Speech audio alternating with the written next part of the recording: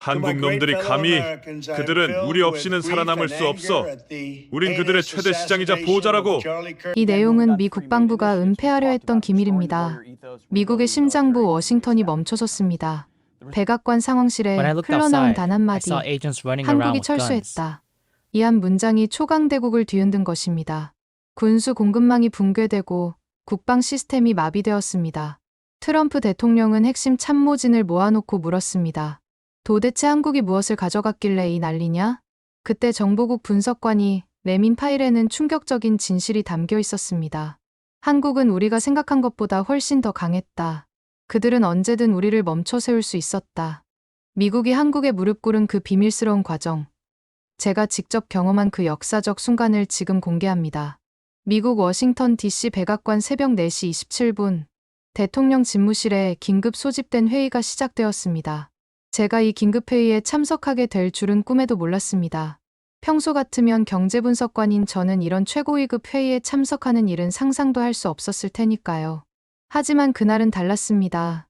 제 책상 위에 놓인 한 장의 보고서가 미국 전역을 공포에 떨게 했으니까요. 하나 철수 완료. 공급 중단 D-2점. 단 8글자였습니다. 하지만 이 8글자가 가져올 파장을 아는 사람은 저를 포함해 몇 명 되지 않았습니다. 백악관 상황실에 도착했을 때 트럼프 대통령의 얼굴은 이미 창백해져 있었습니다. 방 안에는 국가안보보좌관, 국방장관, 상무장관, 그리고 몇몇 군 장성들이 자리하고 있었습니다. 모건, 당신이 왔군. 설명해봐. 도대체 무슨 일이 벌어지고 있는 건가? 트럼프 대통령의 목소리에는 평소의 자신감이 사라진 채 불안감만이 가득했습니다. 저는 목을 가다듬고 말했습니다. 대통령님, 한화에서 미국 내 모든 기술자와 엔지니어들을 철수시켰습니다. 더불어 핵심 기술 설비도 모두 철거해 한국으로 가져갔습니다. 이는 단순한 경고가 아닙니다. 48시간 내에 미국 군수 산업의 약 37%가 마비될 것입니다. 방 안이 순식간에 얼어붙었습니다. 국방장관이 자리에서 벌떡 일어나며 소리쳤습니다. 말도 안 돼. 한국 놈들이 감히. 그들은 우리 없이는 살아남을 수 없어. 우린 그들의 최대 시장이자 보호자라고. 저는 조용히 답했습니다. 장관님, 그게 우리가 저지른 가장 큰 오산입니다. 한화는 지난 15년간 조용히 기술 독립을 준비해왔습니다. 그들이 미국에 공급하는 부품은 전체 생산량의 23%에 불과합니다. 나머지는 유럽, 중동, 인도, 심지어 호주로 수출되고 있었죠. 상무장관이 끼어들었습니다. 하지만 우리가 제재를 가하면 그들은 버티지 못할 텐데.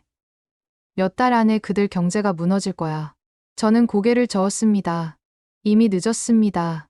한국 정부는 기술 자립 특별법을 통과시켰고 하나뿐만 아니라 삼성, LG, 현대 등 모든 주요 기업들이 핵심 기술을 미국에서 철수시키기 시작했습니다. 우리가 제재를 가한다면 오히려 우리 경제가 더 큰 타격을 입을 것입니다. 트럼프 대통령의 얼굴이 점점 붉어졌습니다. 도대체 어떻게 이런 일이? 누가 이들을 이렇게 강하게 만들었나? 누구 책임인가? 저는 침묵했습니다. 사실 책임은 명확했습니다. 바로 이 방에 있는 사람들. 그리고 수십 년간 한국을 단순한 제조, 지지로만 여겨온 미국의 오만함이었습니다. 그날 밤의 회의는 결론 없이 끝났습니다. 저는 숙소로 돌아와 창밖을 바라보며 생각에 잠겼습니다. 제가 처음 한국 기업들의 성장을 분석하기 시작한 것은 약 7년 전이었습니다. 당시 저는 그저 그들이 미국 기업들의 하청업체에 불과하다고 생각했습니다. 하지만 시간이 지날수록 그들의 기술력이 어느새 미국을 앞서가고 있다는 사실을 깨달았습니다. 그리고 지금 그들은 더 이상 무시할 수 없는 존재가 되었습니다. 아니, 어쩌면 우리가 그들에게 의존하게 된 것인지도 모릅니다. 다음 날 아침, 백악관은 혼란 그 자체였습니다. 주요 언론들은 한화 철수로 미 군수산업 위기라는 헤드라인을 쏟아내고 있었습니다. 저는 새로운 보고서를 작성하기 위해 사무실로 향했습니다. 그때 한 통의 전화가 왔습니다. 모건 씨, 정민수 차관입니다. 한국산업부 차관이었습니다. 그가 직접 전화를 한 것은 이번이 처음이었습니다. 안녕하세요, 차관님. 무슨 일이신지요? 모건 씨가 객관적인 분석가라고 들었습니다. 오늘 오후 워싱턴 주재 한국대사관에서 간단한 브리핑이 있을 예정입니다. 참석해 주시겠습니까? 저는 잠시 망설였습니다. 공식적인 입장에서는 미국 정부를 위해 일하는 분석가이지만 동시에 진실을 알아야 할 필요도 있었습니다. 참석하겠습니다. 좋습니다. 그럼 오후 3시에 뵙겠습니다. 대사관에 도착했을 때 이미 여러 나라의 외교관들과 분석가들이 모여 있었습니다. 주최 측은 한국산업부였지만 참석자들은 주로 유럽과 아시아 국가들이었습니다. 미국인은 저를 포함해 불과 3명뿐이었습니다. 정민수 차관이 연단에 올랐습니다. 여러분 안녕하십니까? 오늘 이 자리는 한국 정부의 기술 자주권 보호 정책에 관한 브리핑을 위해 마련되었습니다. 그는 영어로 유창하게 발표를 이어갔습니다. 하지만 제 귀에는 그의 말보다 그 옆에 서 있는 한 남자가 더 눈에 띄었습니다. 한화전략실장 박서진이었습니다. 그는 말없이 차관의 발표를 지켜보고 있었지만 그의 눈빛은 강한 자신감으로 가득 차 있었습니다. 우리는 더 이상 불공정한 기술 이전과 일방적인 통제를 받아들일 수 없습니다. 한국은 지난 70년간 성실한 동맹국이었지만 동시에 독립국가로서의 자존심과 권리가 있습니다. 정민수 차관의 말이 끝나자 질문 시간이 이어졌습니다. 영국 기자가 먼저 손을 들었습니다. 차관님, 이번 결정은 미국과의 동맹 관계를 훼손하지 않을까요? 정민수 차관은 미소를 지으며 답했습니다. 동맹은 상호 존중에 기반해야 합니다. 우리는 미국이 우리의 기술 자주권을 존중해 주길 바랍니다. 이것이 오히려 더 건강한 동맹 관계를 만들어갈 것이라 믿습니다. 다음으로 독일 대표가 질문했습니다. 한화의 유럽 공급 계획은 어떻게 되나요? 미국에 대한 공급 중단이 유럽에도 영향을 미칠까요? 이때 박서진 실장이 처음으로 입을 열었습니다. 전혀 걱정하지 않으셔도 됩니다. 우리는 이미 유럽 고객사들을 위한 별도의 공급망을 구축해 두었습니다. 오히려 앞으로는 더 안정적인 공급이 가능할 것입니다. 마지막으로 제가 질문할 차례가 되었습니다. 실장님, 한화가 미국 시장에서 철수하면 한국 경제에도 큰 타격이 있지 않을까요? 미국은 여전히 세계 최대 시장입니다. 박서진 실장은 저를 향해 의미심장한 미소를 지었습니다. 모건 씨, 그건 10년 전 이야기입니다. 현재 우리 매출의 60%는 미국 외 시장에서 발생하고 있습니다. 더불어 한국 정부의 지원으로 국내 수요도 충분히 확보했습니다. 걱정해 주셔서 감사합니다만 한화는 이미 그런 위험을 계산에 넣고 이 결정을 내렸습니다. 브리핑이 끝난 후 저는 바로 백악관으로 돌아가 보고서를 작성했습니다. 한국의 결정은 단순한 집회가 아니었습니다. 철저히 계산된 전략적 움직임이었습니다. 그리고 그것은 미국 정부가 생각했던 것보다 훨씬 더 큰 파급력을 가지고 있었습니다. 다음 날 아침, 제 예측은 현실이 되었습니다. 텍사스주의 한 미사일 공장에서 생산이 전면 중단되었다는 소식이 들어온 것입니다. 한화에서 공급하던 유도 시스템 부품이 없어 더 이상 생산을 이어갈 수 없게 된 것이었습니다. 백악관에서는 즉시 비상대책회의가 소집되었고 저 역시 참석 요청을 받았습니다. 모건, 대체 어떻게 된 거야? 우리가 그렇게 의존적이었다고? 국방장관의 질문에 저는 침착하게 답변했습니다. 네, 장관님. 한화의 유도 시스템 기술은 세계 최고 수준입니다. 그들이 공급하는 부품은 우리 미사일 방어 체계의 핵심 요소였습니다. 대체제를 찾는다 해도 최소 1년 이상의 시간이 필요합니다. 그럼 어떻게 해야 하는 거지?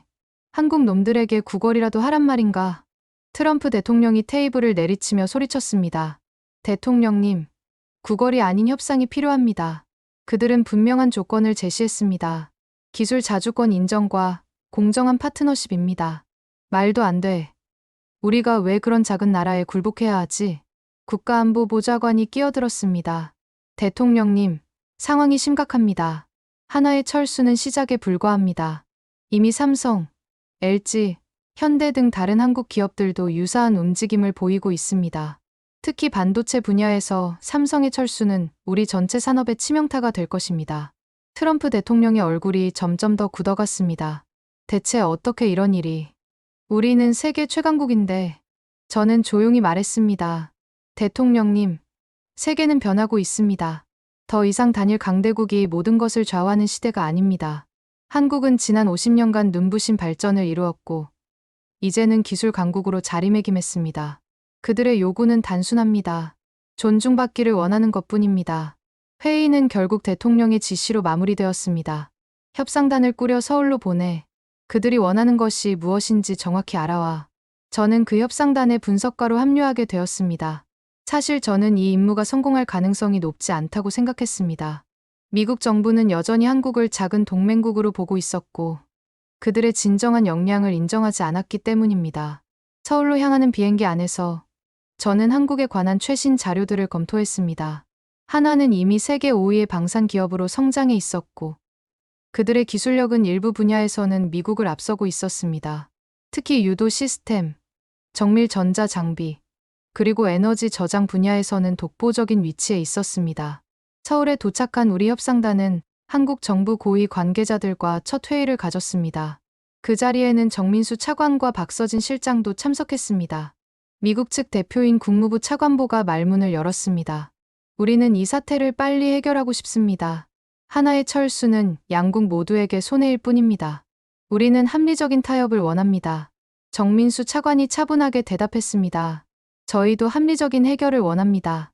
다만 합리적이라는 단어의 정의가 달라서는 안 될 것입니다. 우리가 원하는 것은 명확합니다. 기술 자주권 인정과 공정한 파트너십입니다. 차관보가 미소를 지으며 말했습니다. 물론입니다. 우리도 한국의 기술력을 높이 평가하고 있습니다. 하지만 현실적으로 생각해 봅시다. 미국은 여전히 세계 최대 시장이고 한국 기업들에게 핵심 기술들을 제공하고 있습니다. 상호 의존적인 관계에서 일방적인 결정은 위험할 수 있습니다. 이때 박서진 실장이 입을 열었습니다. 차관보님, 그런 인식이 바로 문제입니다. 하나의 핵심 기술 중 미국 기업으로부터 제공받는 것은 17%에 불과합니다. 나머지는 모두 우리가 자체 개발한 기술들입니다. 그리고 시장 의존도 역시 마찬가지입니다. 우리 매출의 60% 이상이 미국 외 시장에서 발생하고 있습니다. 차관보의 표정이 굳어졌습니다. 그렇다면 왜 이런 극단적인 방법을 택한 것인가요? 협상 테이블에서 논의할 수 있지 않았나요? 정민수 차관이 한숨을 쉬며 말했습니다. 우리는 지난 3년간 계속해서 협상을 요청해왔습니다. 하지만 미국 정부는 우리의 요청을 계속 무시했습니다. 불공정한 기술 이전 요구, 일방적인 시장 제한, 그리고 기술 보호에 대한 우리의 우려를 모두 무시해왔습니다. 이제는 더 이상 기다릴 수 없습니다. 회의는 예상대로 별다른 성과 없이 끝났습니다. 양측은 다음 날 다시 만나기로 했지만 첫 만남에서 이미 큰 간극이 드러난 상황이었습니다. 호텔로 돌아온 저는 창밖으로 서울의 야경을 바라보며 생각에 잠겼습니다. 불과 몇십 년 전만 해도 전쟁의 폐허였던 이 도시는 이제 세계에서 가장 현대적인 도시 중 하나가 되어 있었습니다. 그리고 그 발전은 단순히 외적인 것만이 아니었습니다. 기술, 문화, 그리고 무엇보다 자신감, 이 모든 것이 이 나라를 변화시켜 놓았습니다. 다음 날 아침, 우리는 하나 본사를 방문했습니다. 박서진 실장이 직접 안내를 맡았습니다. 이곳이 우리의 연구개발 센터입니다. 현재 3,000명 이상의 엔지니어들이 일하고 있습니다. 시설은 놀라울 정도로 첨단화되어 있었습니다. 실험실, 테스트 시설, 그리고 무엇보다 열정적으로 일하는 젊은 엔지니어들의 모습이 인상적이었습니다. 차관보가 물었습니다. 이 모든 것을 자체적으로 개발하신 건가요? 박서진 실장이 자부심 가득한 목소리로 대답했습니다. 네, 저희는 지난 15년간 연구개발에 매출의 15%를 투자해왔습니다. 처음에는 쉽지 않았지만 지금은 그 결과를 보고 있습니다. 우리는 이어서 생산 라인을 방문했습니다. 최첨단 자동화 시스템이 가동되고 있었고 정밀한 부품들이 조립되는 과정을 볼 수 있었습니다. 이 라인에서 생산되는 유도 시스템은 세계 최고 수준의 정확도를 자랑합니다. 오차 범위는 10cm 이내입니다.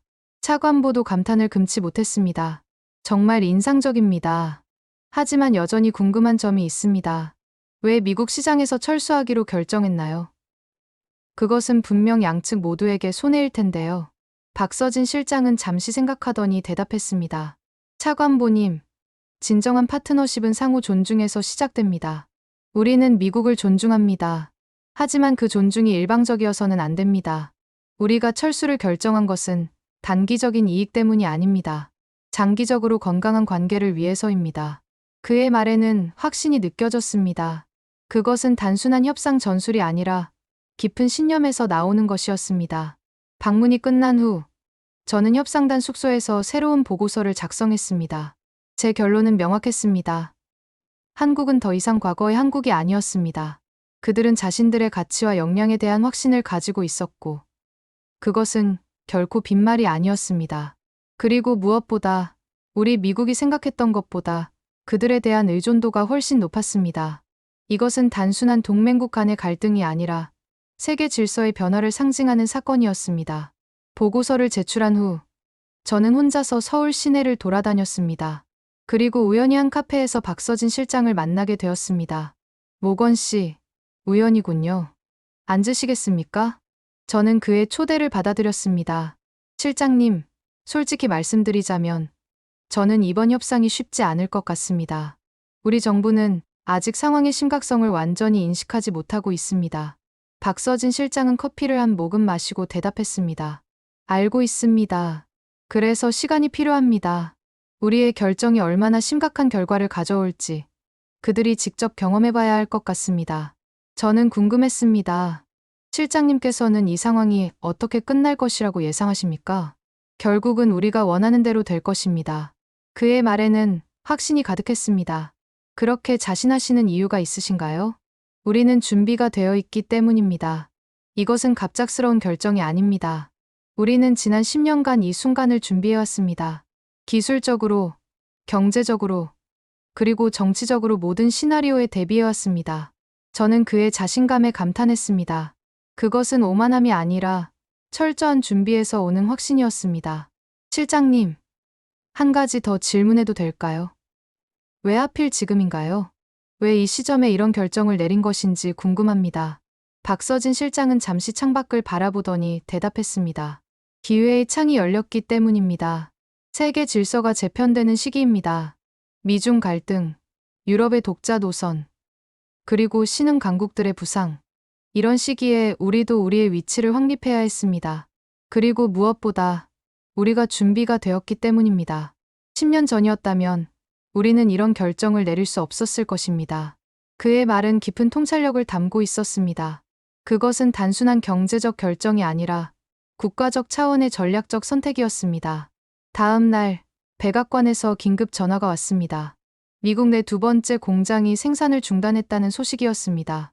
이번에는 애리조나 주의 전자 장비 공장이었습니다. 한화에서 공급하던 핵심 부품이 없어서 더 이상 생산을 이어갈 수 없게 된 것이었습니다.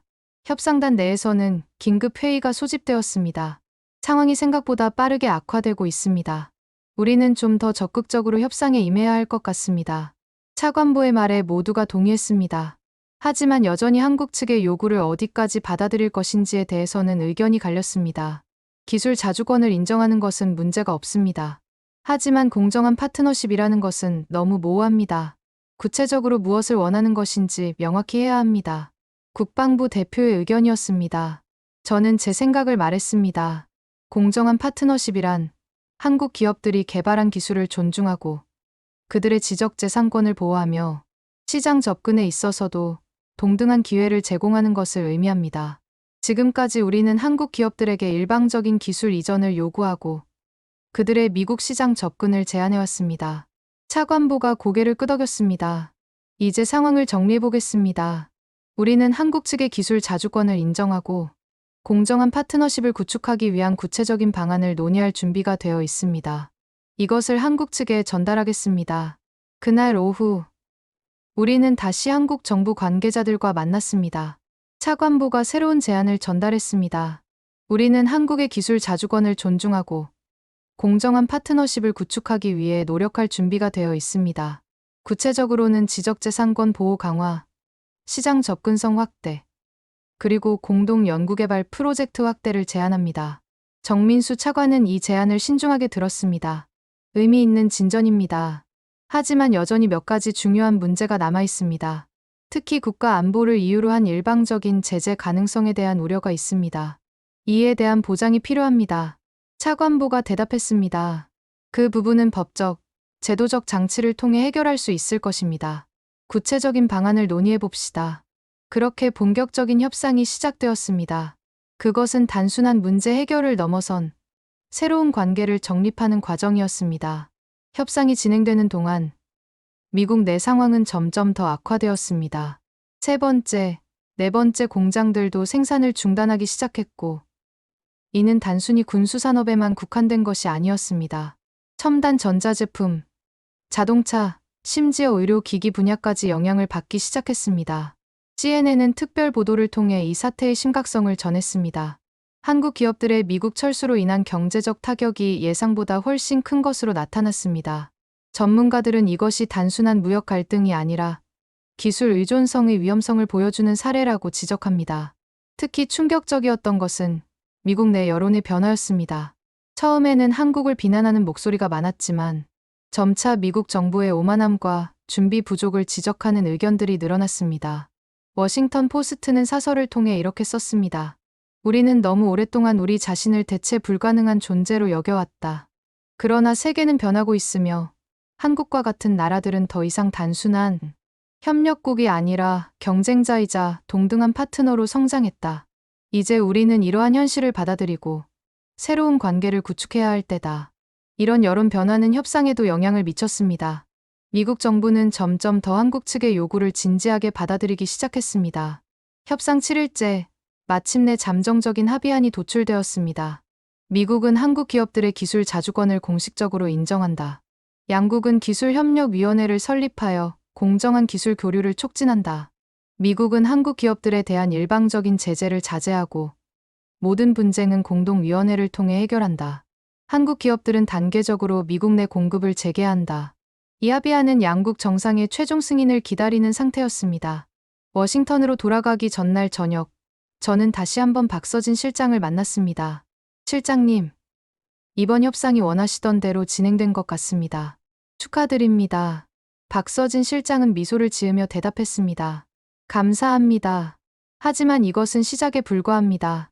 진정한 파트너십은 종이 위의 합의를 넘어 실질적인 행동과 상호 존중에서 비롯됩니다. 저는 궁금했습니다.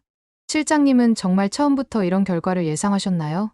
완전히 똑같은 결과를 예상했다고 할 수는 없습니다. 하지만 우리가 원하는 방향으로 가게 될 것이라는 확신은 있었습니다. 왜냐하면 우리는 준비되어 있었고 그들은 그렇지 않았기 때문입니다. 저는 그의 말에서 깊은 통찰을 느꼈습니다. 그것은 단순한 협상 기술이나 압박 전술을 넘어선 철저한 준비와 확신에 기반한 전략이었습니다. 실장님께 배울 점이 많습니다. 이번 경험은 제 인생에서 잊지 못할 교훈이 될 것 같습니다. 박서진 실장은 진지한 눈빛으로 말했습니다. 모건 씨, 가장 중요한 것은 자신의 가치를 알고 그것을 지키기 위해 노력하는 것입니다. 국가든 기업이든 개인이든 마찬가지입니다. 워싱턴으로 돌아온 저는 백악관에 최종 보고서를 제출했습니다. 그 보고서에는 단순히 협상 결과뿐만 아니라 이번 사태가 주는 더 깊은 의미에 대한 저의 분석도 포함되어 있었습니다. 이번 사태는 단순한 무역 갈등이 아닙니다.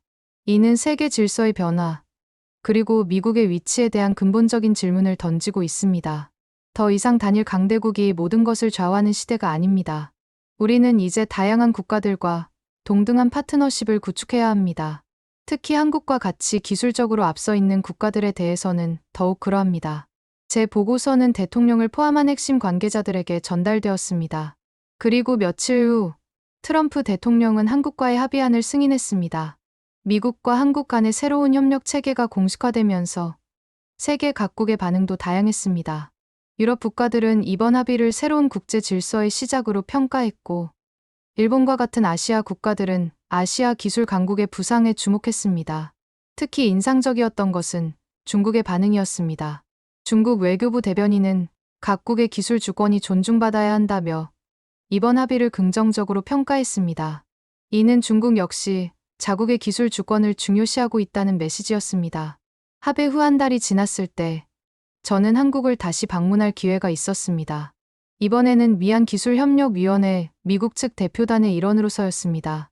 서울공항에 도착했을 때 예전과는 다른 분위기를 느낄 수 있었습니다. 그것은 단순히 경제적 성취나 기술적 진보를 넘어선 자신감과 자부심이 느껴지는 분위기였습니다. 첫 회의는 하나 본사에서 열렸습니다. 박서진 실장이 우리를 맞이했습니다. 다시 뵙게 되어 반갑습니다. 모건 씨.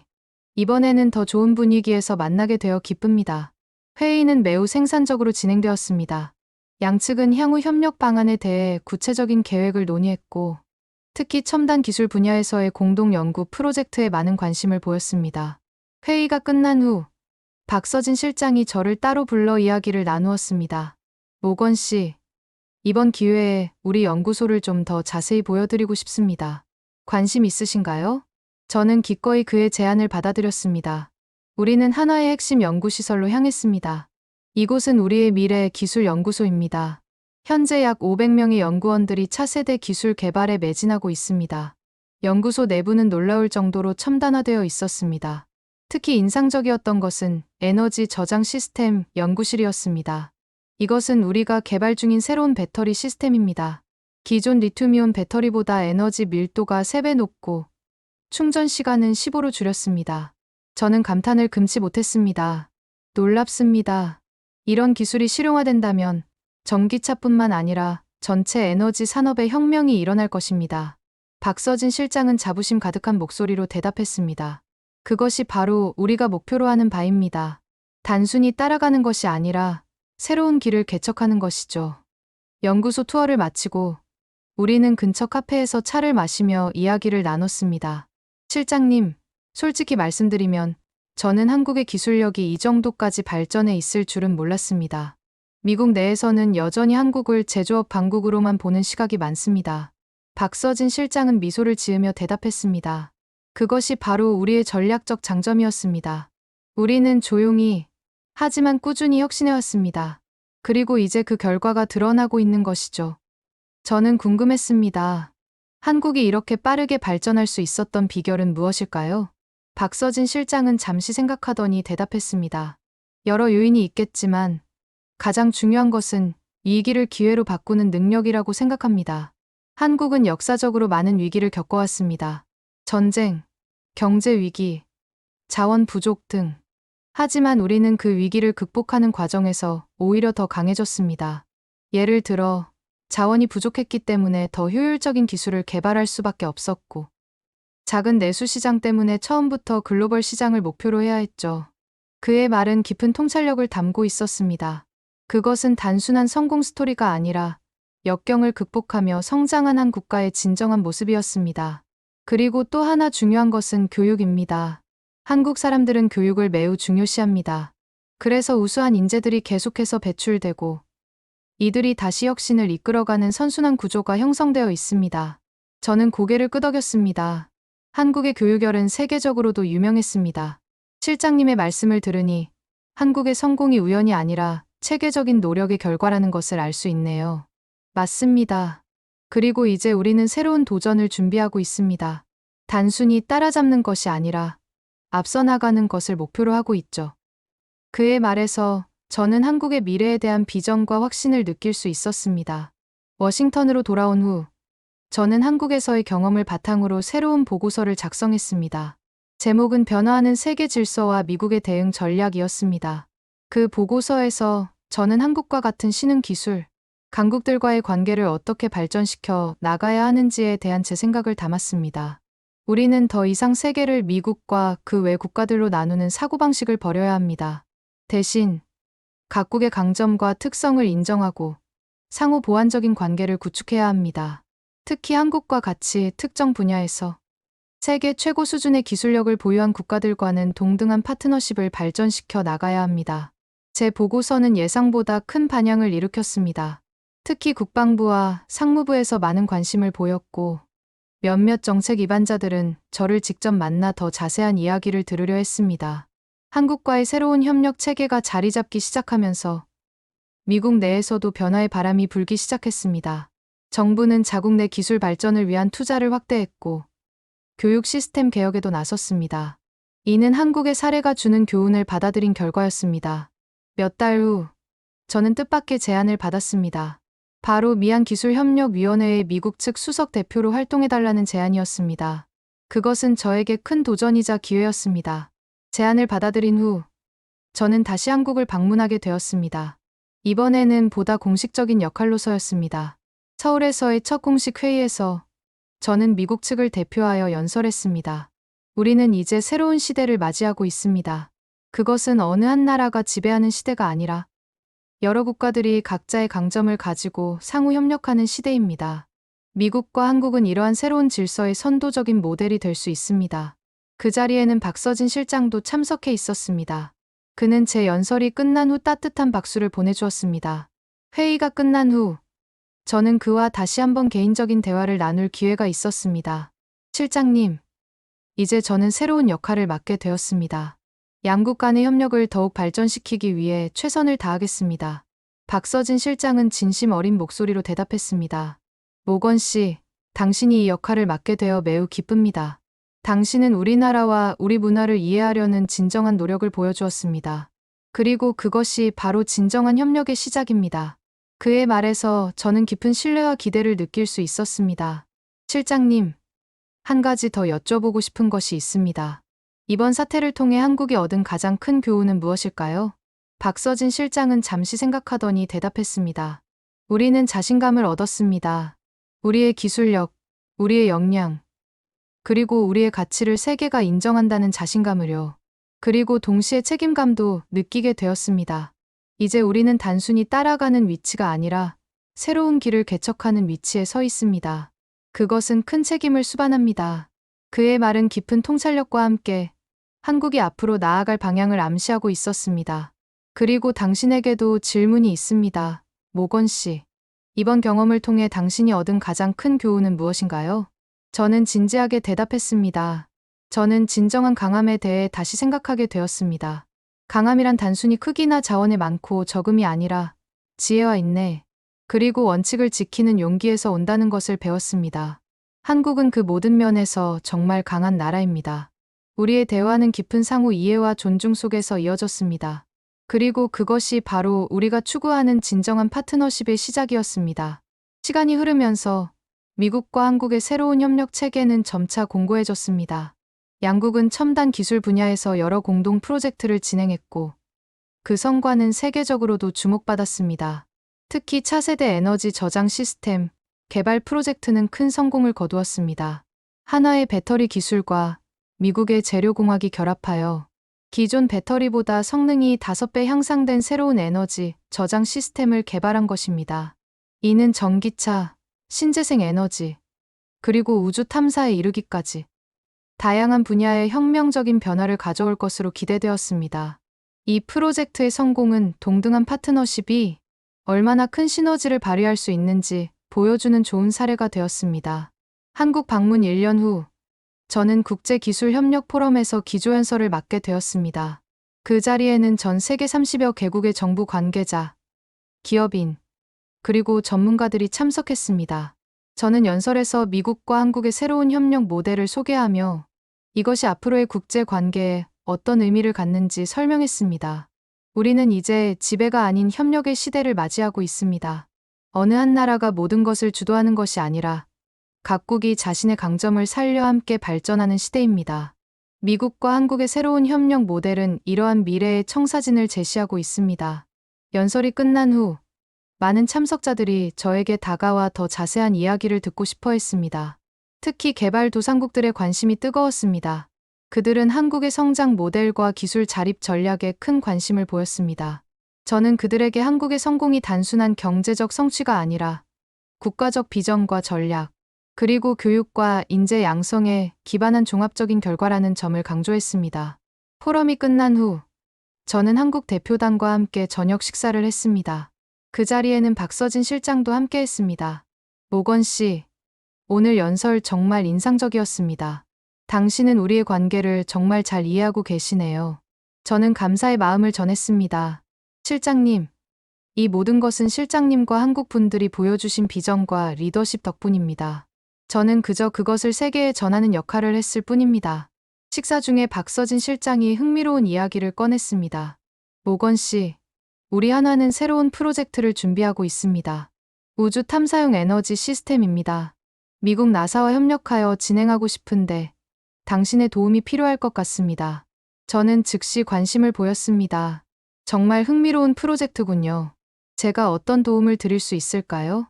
우리는 기술적인 면에서는 자신이 있지만 미국 정부 기관과의 협력 경험은 상대적으로 부족합니다.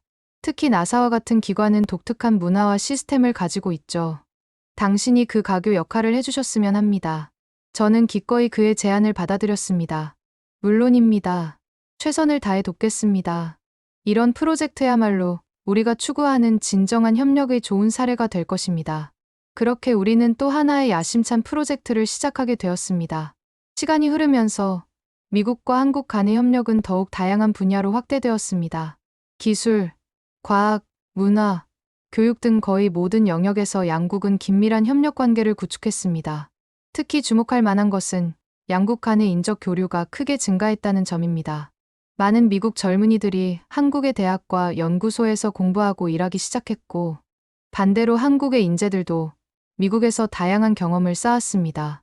저 역시 이러한 변화의 중심에 있었습니다. 미한기술협력위원회의 수석 대표로서 저는 양국 간의 협력 프로젝트를 조율하고 새로운 협력 기회를 모색하는 역할을 담당했습니다. 그리고 이러한 경험을 통해 저는 점점 더 한국과 한국 문화에 대한 이해를 넓혀갔습니다. 단순히 업무적 관계를 넘어 진정한 문화적 이해와 인간적 유대를 형성하게 된 것입니다. 3년 후, 저는 한국에서 열린 국제기술협력 10주년 기념 포럼에 참석했습니다. 이 포럼은 지난 10년간의 국제기술협력 성과를 돌아보고 앞으로의 방향을 모색하는 자리였습니다. 포럼의 마지막 세션에서 박서진 실장이제는 한화그룹의 부회장이 되니 기조연설을 맡았습니다. 지난 10년간 우리는 진정한 협력이 무엇인지 배웠습니다. 그것은 단순히 이익을 나누는 것이 아니라 비전과 가치를 공유하는 것입니다. 미국과 한국의 협력 모델은 이제 전 세계적인 벤치마크가 되었습니다. 그리고 이것은 시작에 불과합니다. 그의 연설은 큰 박수갈채를 받았습니다. 특히 인상적이었던 것은 그 자리에 참석한 많은 개발도상국 대표들의 반응이었습니다. 그들에게 한국은 선진국 클럽에 가입한 유일한 나라로서 특별한 롤모델이었습니다. 포럼이 끝난 후 저는 박서진 부회장과 개인적인 대화를 나눌 기회가 있었습니다. 부회장님, 지난 10년을 돌아보면 정말 놀라운 변화가 있었습니다. 처음 만났을 때를 생각하면 격세지감이 느껴집니다. 박서진 부회장은 미소를 지으며 대답했습니다. 맞습니다. 그때는 우리가 이렇게까지 발전할 수 있을 것이라고 예상하지 못했습니다. 하지만 돌이켜보면 그것은 필연적인 과정이었던 것 같습니다. 우리는 준비되어 있었고 세계는 변화를 필요로 했으니까요. 저는 궁금했습니다. 부회장님은 앞으로의 10년은 어떻게 될 것이라고 예상하시나요? 그는 잠시 생각하더니 대답했습니다. 더욱 다양하고 복잡한 도전들이 기다리고 있을 것입니다. 기후변화, 자원 부족, 인구 고령화 등 이런 문제들은 어느 한 나라가 혼자 해결할 수 없습니다. 우리가 지난 10년간 배운 협력의 가치가 더욱 중요해질 것입니다. 그의 말에는 미래에 대한 깊은 통찰과 함께 인류 공동의 과제를 해결하기 위한 결의가 담겨 있었습니다. 그리고 모건 씨, 당신은 앞으로 어떤 계획이 있으신가요? 저는 솔직하게 대답했습니다. 저는 이제 다리 역할을 넘어서 더 많은 나라들이 이러한 협력 모델을 채택할 수 있도록 돕고 싶습니다. 특히 개발도상국들에게 한국의 경험과 지혜를 전하는 일에 관심이 있습니다. 박서진 부회장은 반가운 표정으로 말했습니다. 그것은 정말 가치 있는 일이 될 것입니다. 우리 한화도 그런 노력에 기꺼이 동참하고 싶습니다. 함께 일할 수 있다면 좋겠군요. 그렇게 우리는 또 하나의 새로운 협력을 약속했습니다. 포럼이 끝난 후 저는 서울에 며칠 더 머물며 한국 문화와 역사에 대한 이해를 넓히는 시간을 가졌습니다. 특히 인상적이었던 것은 국립과학관에서 열린 한국 기술의 역사 전시회였습니다. 그곳에서 저는 한국의 기술 발전 역사를 한눈에 볼 수 있었습니다. 불과 60여 년 전만 해도 전쟁의 폐허였던 나라가 어떻게 세계적인 기술, 강국으로 성장했는지에 대한 생생한 기록이었습니다. 전시회의 마지막 섹션은 미래를 향한 도전이라는 주제로 구성되어 있었습니다. 그곳에서는 한국의 차세대 기술 개발 비전과 프로젝트들이 소개되고 있었습니다. 우주 탐사, 양자 컴퓨팅, 친환경 에너지 등 다양한 분야에서의 야심찬 계획들이었습니다. 그리고 그 중심에는 국제 협력이라는 키워드가 자리하고 있었습니다.